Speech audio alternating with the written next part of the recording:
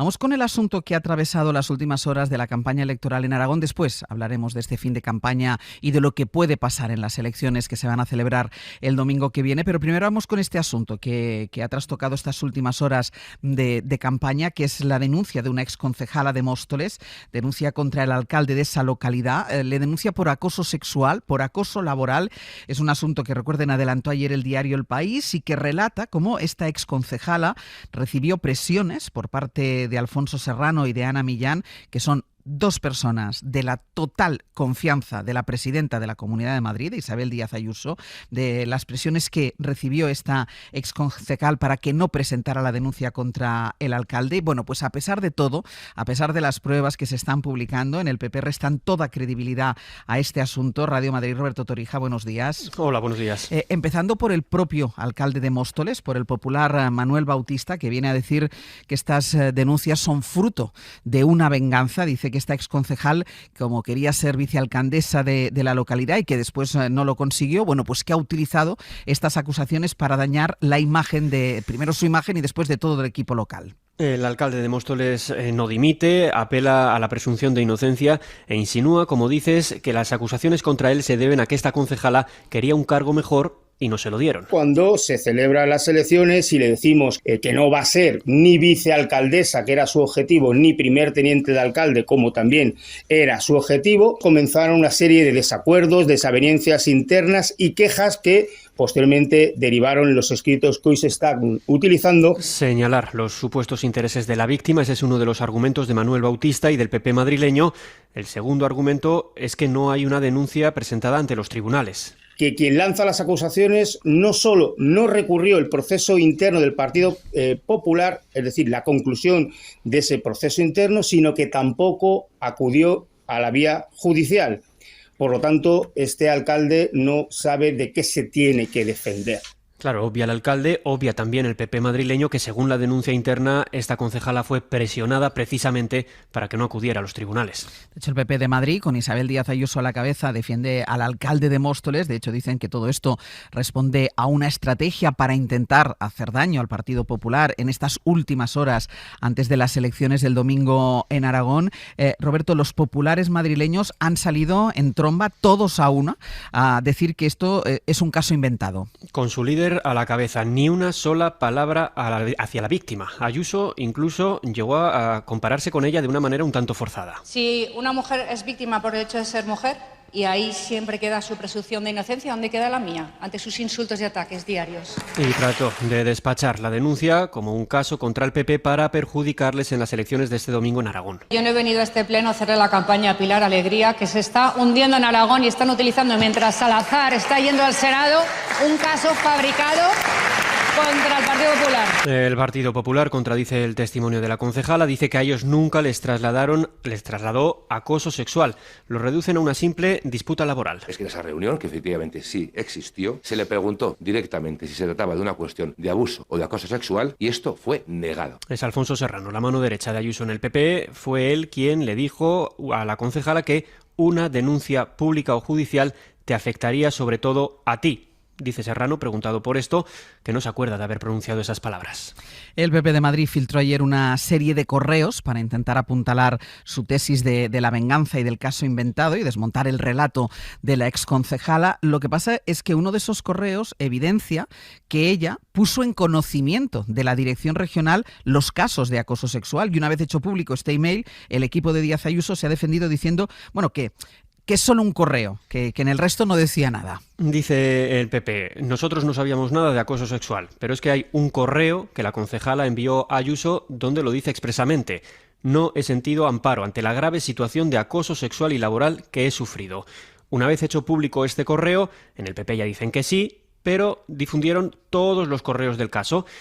Lo que dicen para tratar de desvirtuar la acusación es que solo habla de acoso sexual en uno de ellos y no en el resto.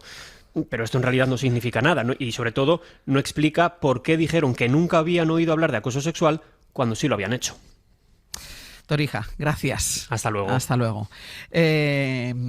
Estefanía, la capacidad que tiene el Partido Popular de Madrid, Isabel Díaz Ayuso, para dar la vuelta a las cosas, es decir, lo que es un presunto delito de fraude fiscal de su novio es una multa que tiene que pagar por no haber presentado prácticamente una declaración a tiempo, y una acusación contra un alcalde del Partido Popular de una localidad que no es pequeña como Móstoles, presentado por una exedil de este ayuntamiento. Todo forma parte, según Isabel Díaz Ayuso y el Partido Popular de Madrid, a pesar de las pruebas como este correo del que estaba hablando Torija, todo forma parte primero de una campaña contra ella, porque siempre son campañas contra ella, y después de esa necesidad de ensuciar al Partido Popular en las horas previas a las elecciones.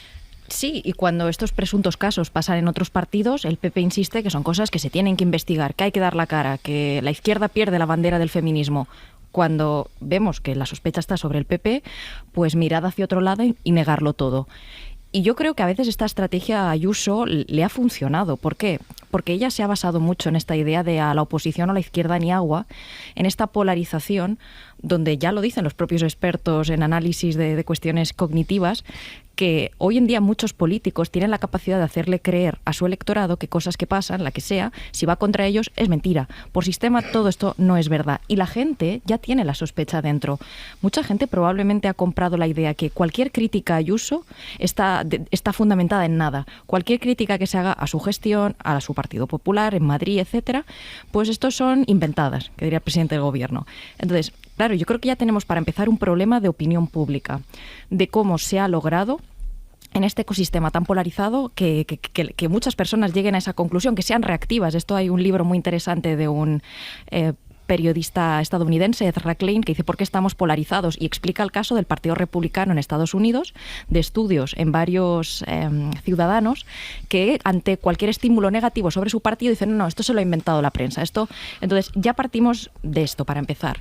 Luego, creo también que se demuestra que tristemente, presuntamente, obviamente todo presunto, pero la lacra del presunto acoso puede estar en cualquier partido. No es por quitarle gravedad a ningún caso de los que haya podido haber, pero vemos que esto es estructural. Y lo importante, y lo hemos dicho siempre cuando ha habido casos en otros partidos, es que tú puedes tener una manzana negra en tu partido. La cosa es cómo actúas. Si la apartas del cesto o lo niegas todo.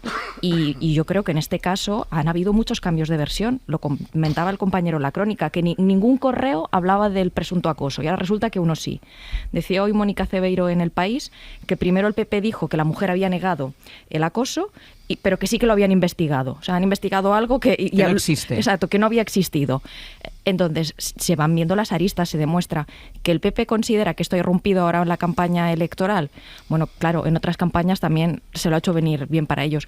Pero, sobre todo, aquí se demuestra que la idea que tenía el PP de el voto femenino, ellos están muy detrás del voto femenino, irá al PP, se puede construir otro discurso feminista que no sea el de la izquierda. Bueno, pues yo creo que uno predica con el ejemplo. Y aquí vemos que hay muchas rarezas en este caso. Carlos.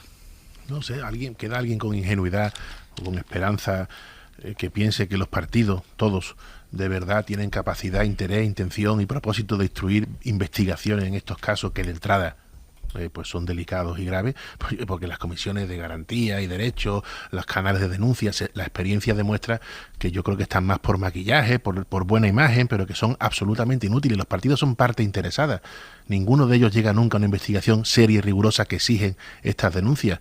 Se llama ahora el caso de Madrid, hace poco el de Salazar, hemos tenido en Andalucía recientemente uno en Algeciras. A mí lo que me inquieta, si de verdad lo que nos importa es lo que nos debe importar, que son las víctimas, es por qué no van al juzgado directamente. Aparte de notificar al partido, pues me ha pasado estos hechos desagradables y violentos y voy al juzgado. ¿Por qué no van? ¿Por qué en Algeciras al final no fueron? Se quedó el PSOE solo en la denuncia y quedó archivada. ¿Por qué no en el caso de Salazar al final? Por cierto, ni siquiera hubo que recordarle al partido a los varios meses que dónde estaban las denuncias, habían quedado paralizadas.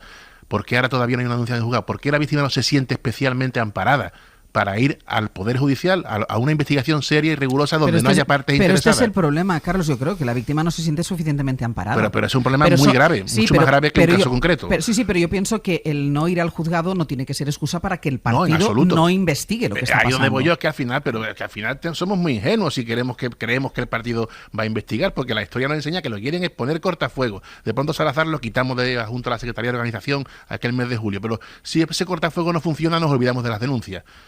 Pero el partido nunca va a investigar. Esto es como denunciar a un obispo ante el Vaticano, si son parte interesada. Pero si es que a ver si nos enteramos de lo que de lo que trata la justicia. Un juez independiente, un instructor independiente, un proceso riguroso, que conozcamos todas las grabaciones, todos los expedientes, todos los testimonios. De lo contrario es guerra política, que menos mal, por cierto, que están los medios de comunicación. Menos mal. Pero somos una solución, digamos, a corto plazo. Pero si de verdad nos importa la estabilidad de la víctima, el bienestar emocional, y que esto no vuelva a ocurrir, y que si ocurre tenga un precio, no hay otro camino que el de la justicia. Nacho.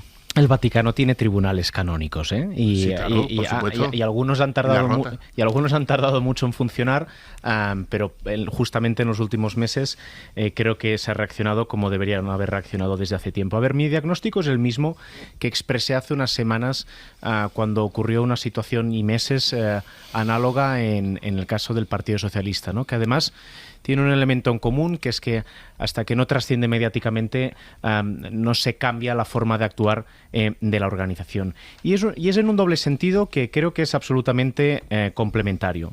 Los protocolos, si se tienen, hay que tomárselos en serio. O sea, los protocolos no pueden ser una carta de voluntades, una aspiración vital, un deseo, un sueño. Los protocolos son instrumentos que generan justamente certezas, seguridad en aquellos que forman parte de una organización para saber cómo ante determinadas situaciones se va a actuar. De hecho, a veces cuando ocurren este tipo de cosas sirve para que los protocolos sean aún mejores que cuando los aprobaron. Por ejemplo, en el Partido Socialista, después de todo lo que ha pasado en los últimos meses, creo que se detectó que estaban recibiendo naturalezas de denuncias que consideraban que respondían a distintos motivos y el anonimato ya no es el mecanismo que el protocolo permite para encontrar una solución. Bien, pero en cualquier caso el protocolo hay que tomárselo en serio.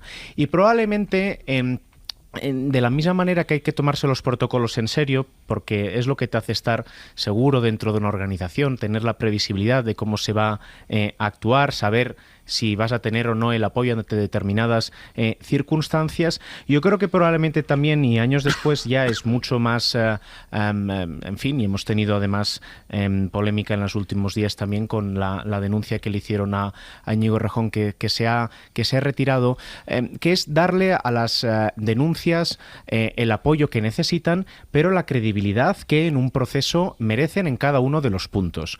Porque si el inicio de un expediente en un protocolo presume la culpabilidad de aquel que es investigado, las organizaciones al final acaban tomando malas decisiones, que es, pues no investigo, porque como si inicio la investigación lo que estoy es diciendo que este es culpable o estoy lanzando ese mensaje, tomo una mala decisión. Y creo que debería ser compatible, y justamente para que las actuaciones protocolarias funcionen mejor, entender lo que es el inicio de una investigación ante una denuncia. Y yo sí que creo que independientemente de que las organizaciones tengan protocolos, que deben tenerlos en algunos casos, por ejemplo en las empresas incluso es por ley, conviene que todo este tipo de actuaciones acaben sustanciadas en un juzgado. Seguimos